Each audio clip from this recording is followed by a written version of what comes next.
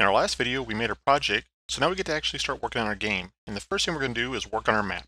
On the screen here is the default map that the project loads into, and we are going to pretty much keep it the way it is. This is about the right size.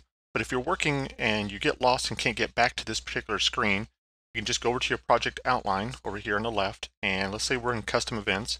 To get back there, you find the section called maps, and we want starting map.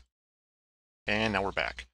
So to paint tiles onto this map, we need to go up to the tools at top here, and we have the draw tool. Make sure it's selected. And over to the left, we have the various tiles.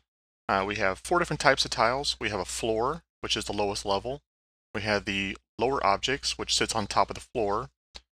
Upper objects, which sits on top of the lower objects. And we have walls, which pretty much do what you think they do. They create barriers. So we're going to start with the floor and work our way up.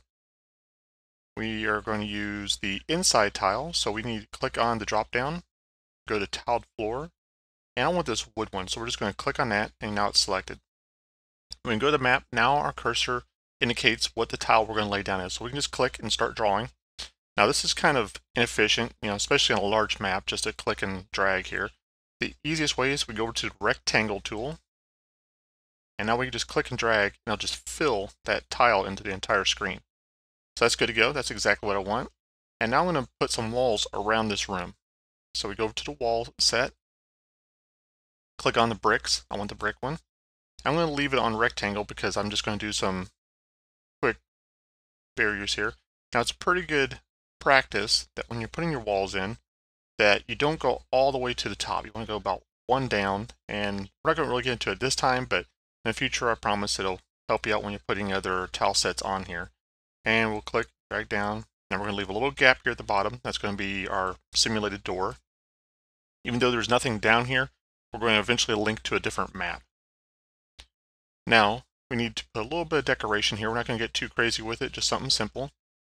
I want my pencil tool so I can do individual edits instead of mass. I don't want the toilet. So what we're going to do is go to our drop down again, go find furniture 1, and I want this table. Now, just clicking on the table, you're only selecting the section that you're on. So if I go and lay that table down, I only get that top corner. So in order to get this table, I have to select all 6 tiles. Okay, now I have it, and now you can see by the cursor what it looks like. So now I can just lay that down, and I have my table.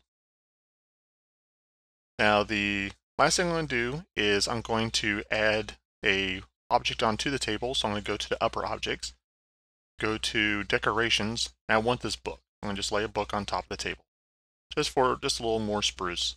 Now you can get crazy and you can put windows and clocks and all floor carpets, whatever you want to do, but for right now this is good enough just for the demonstration.